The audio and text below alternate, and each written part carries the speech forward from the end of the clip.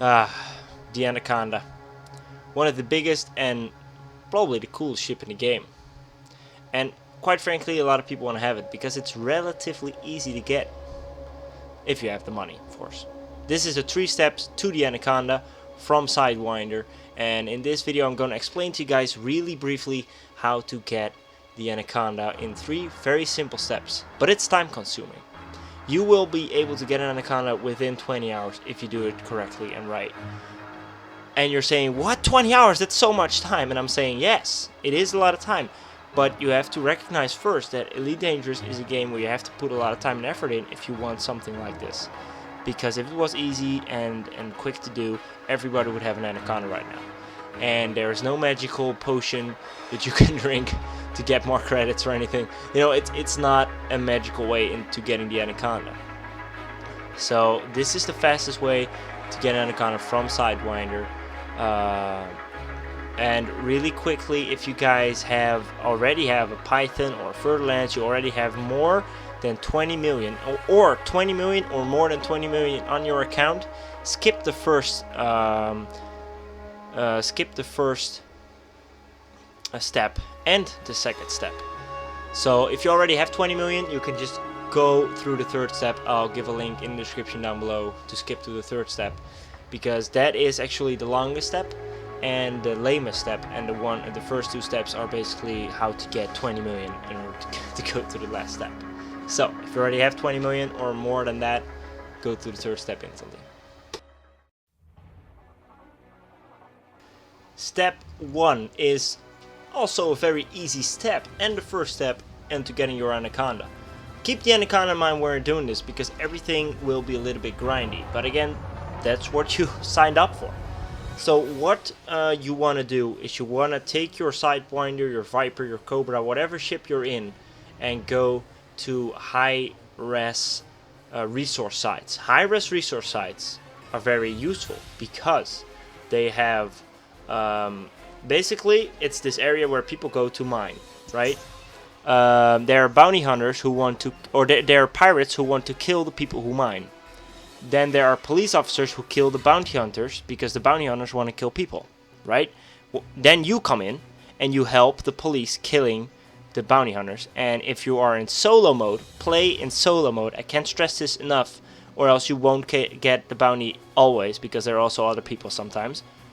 Play in solo mode, and then you want to attack the one who the police is attacking, and then you'll get the full bounty. This will take a very long time, but if you do this correctly, you can get a couple of millions in an hour, like 2 million in an hour, something like that, or maybe 3 if you're getting the bigger targets. And I mean, do that all the time until you have 20 million. I mean, it's a long stretch, but yeah, that is very useful to do. And then also, I want to take step 2 immediately in this, because step 2 is when you have community missions.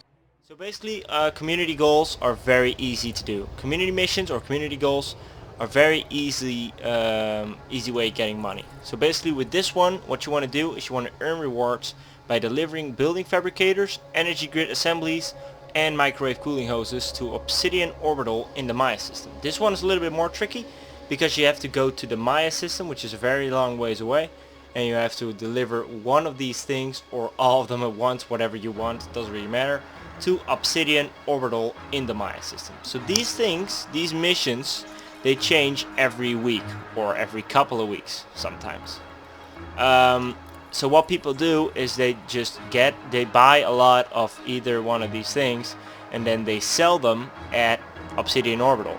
This can change. I mean, these missions change, so sometimes it's somewhere else, etc., etc. So what you get is you get a lot of these things, and you want to bring them here. And as you can see, right now I've delivered 583 or 538 tons of I think building fabricators I did, and it got me in the top 75%, which gives me 7 million credits. That's 7 million already, right? And if you're in the top 50, you'll get 30 million, 13 million, and you know, it goes up from there. So this is a lot of money for a beginning player, and And when I had 200 tons collected, I was also already in the top 75%, which is very useful. So what I did is this one is also an obsidian orbital, and I did that one too, 257 tons, and it also got me in the top 75%. These things end in 5 hours. So in 5 hours I'm gonna go back and I'm gonna collect what, 7 plus about 5 million credits, which is a lot of credits just for doing nothing at all. I mean, it's not that hard. So what you want to do is you want to look out for community goals that don't do delivering things, but have something with bounty vouchers. Like I told before this, what you have is you have bounty vouchers that you can deliver at the contact lists. The contact lists has here, oh, it has some fines.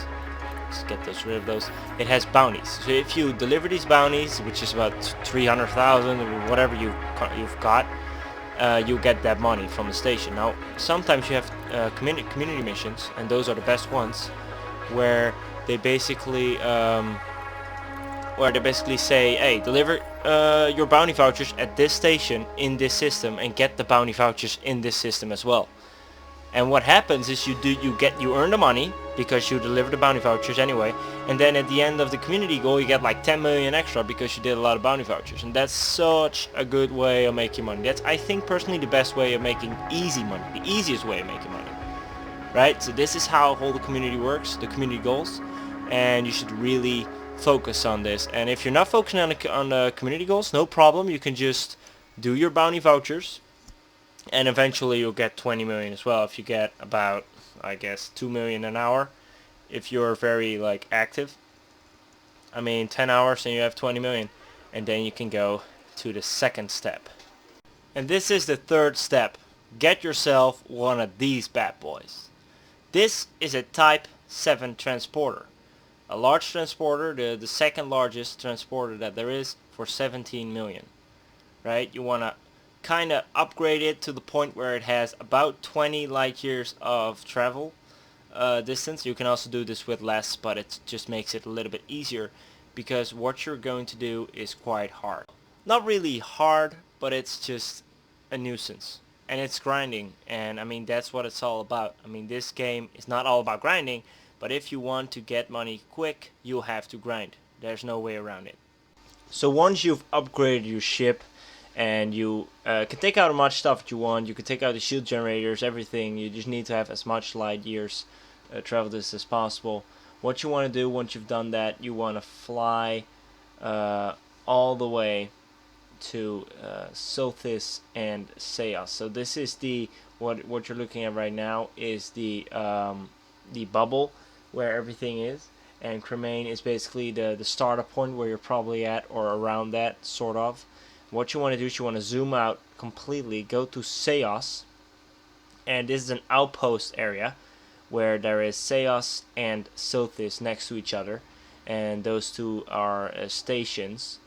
And what you basically want to do is you want to fly from the bubble that you see in the top to Seos and Sothis, and there you want to go in and you want to accept as much data missions as possible. There, down there, Sothis, there, Seos. You want to fly from Sothis and Seos, and from Sothis to Seos back with data missions. They have data missions going towards each other. What that will do is that will increase your rank within the faction that has Sothis and Seos. And then what you want to do is, once you got a high rank, you want to accept as much missions as possible and fly from Sothis and Seos back to the bubble. Because all the missions will be long-range trading missions to the bubble. So this distance, which is about 400 light years. Yeah, those trading missions will give you about 1 million, sometimes 3 million each. So you can equip 20 missions max. So what you want to do is you want to get those trading missions. And once there are no trading missions anymore, you just hit escape. You go to the main menu. I have no idea why it's lagging so much and why it's being so slow.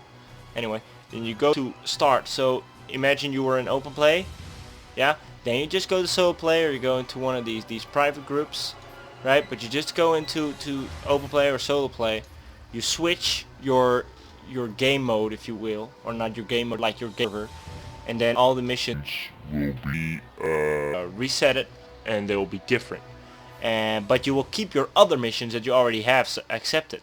So what happens is you have a fuck ton of missions, about 20 is max, that will all give you 1 or 2 million per piece, sometimes even 3 million. And if you have enough cargo space, because some missions will have about 120 cargo, you will need 120 cargo. Don't accept those, only accept the ones who have like which need like 4 cargo, because if you accept the ones with like 120 cargo, I'll show really quickly what I mean here, you won't have enough space in your cargo hold for all the other missions. And you won't be able to accept 20 missions because there's just not enough space in your cargo hold. But I mean, you could try to accept much as possible. Here, 10 units, so you can accept the 10 units one, for example. But if there's one with like 50 units or 33, also acceptable. But sometimes there are some missions that will give you like, here, 72, for example. That's not acceptable. Like you see here, 6 units and 72, 174, 337,000 credits for 6 units and 72 for 174 credits. So that's a crazy difference. And you have those in Sotus and sales too. Right now I'm not there. I'm just explaining how it works. So basically the third step is get your Type 7 transporter, fly to Sothis and Seos, do all the data missions really quick, you know, it's an hour work or something to get a good reputation. Then get all the, or not even an hour, but get all the missions, you know, log out, log in, log out, log in, log out, log in.